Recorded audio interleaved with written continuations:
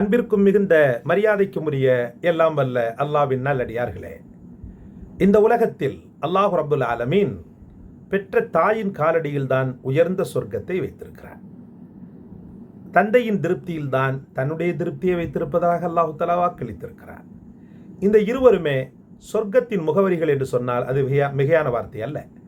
இந்த ரெண்டு பேரும் தான் சொர்க்கத்திற்கு நாம் செல்லக்கூடிய வழித்தடங்கள் என்று சொன்னாலும் அது மிகையான வார்த்தை அல்ல. இந்த தாய் தகப்பனின் அன்பை நீங்கள் பரிபூர்ணமாக பெற வேண்டுமெனில் அவர்களுக்கு நல்ல காரியங்களை ரொம்ப தாராளமாக செய்ய வேண்டும்.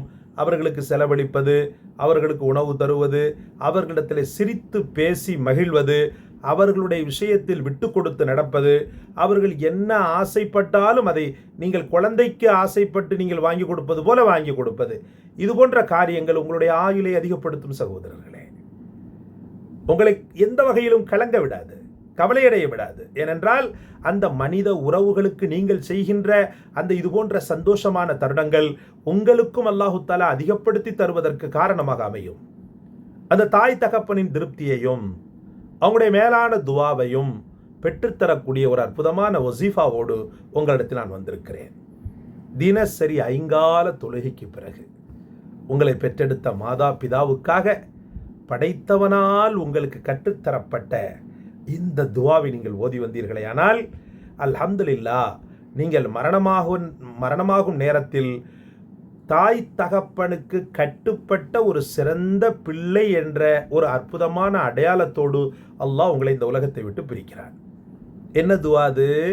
சுப்ஹானல்லதி 15வது ஜுஸ்விலே சூரா பனி இஸ்ராயிலில் வரக்கூடிய அற்புதமான ஒரு துவா.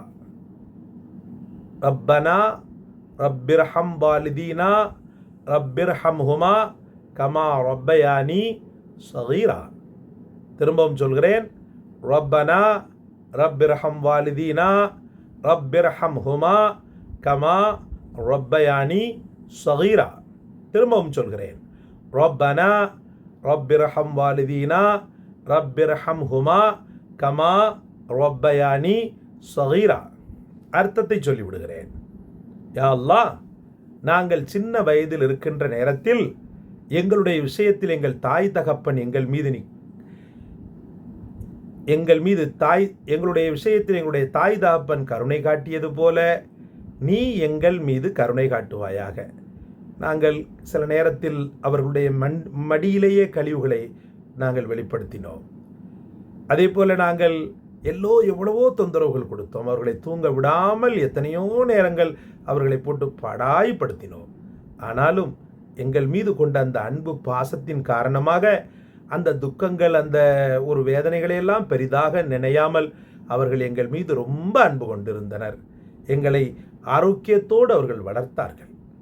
அதே போல ரப்பே, என் தாய் தகப்பன் அவங்களுடைய மரணம் வரைக்கும் உன் கருணையை நீ அவர்கள் மீது நசீபாக்கு அப்படின்னு சொல்லக்கூடிய ஒரு அற்புதமான, படைத்தவனால் உங்களுக்கு கற்றுத்தரப்படக்கூடிய ஒரு அற்புதமான துவா. இந்த துவாவை மறந்துடக்கூடாது. காலங்காலமாக நீங்கள் உங்களுடைய விஷயத்தில் நீங்கள் என்னதை கேட்டாலும் சரி, ஒரு ஓரஞ்சாரத்தில் பெற்ற தாய் தகப்பனுக்காக ரப்பனா ரப்பிர்ஹம் வாலிதீனா ரப்பிர்ஹம்ஹுமா கமா ரப்பயானி ஸகீராவை மறந்துடவே கூடாது. எங்கள் நாயகம் முஹம்மது ரசூலுல்லாஹி ஸல்லல்லாஹு அலைஹி வஸல்லம் சொல்லுவாங்க, அல் ஜன்னத்து தஹ்தல் அக்தாமி உம்மஹாத்திக்கும். உங்களை பெற்றெடுத்த மாதாவின் காலடியில்தான் சொர்க்கம் இருக்கிறது என்று பெருமானார் ஸல்லல்லாஹு அலைஹி வஸல்லம் சொல்லுவாங்க. இப்போ அந்த சொர்க்கமே அவங்க தான். உலகத்தில் தொழுகையில் சொர்க்கம் இல்லை, நோன்பில் சொர்க்கம் இல்லை, ஜக்காத்தில் சொர்க்கம் இல்லை.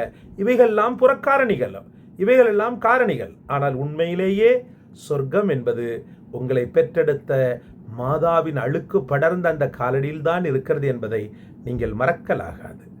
அல்லாஹ் உங்களுக்கு தௌஃபீக் செய்யட்டும். தாய் தகப்பனின் சந்தோஷத்தை, அவங்களுடைய சிரிப்பை நீங்கள் பார்ப்பதை ஃபர்லாக ஆக்குங்கள். இந்த துவாவை உங்களுடைய வாழ்க்கையின் லட்சியமாக மாற்றுங்கள். அல்லாஹ் உங்கள் மீது கருணை காட்டுவானாக. இந்த காணொளி உங்களுக்கு பிடித்திருந்தால் லைக் செய்யுங்கள், ஷேர் செய்யுங்கள்.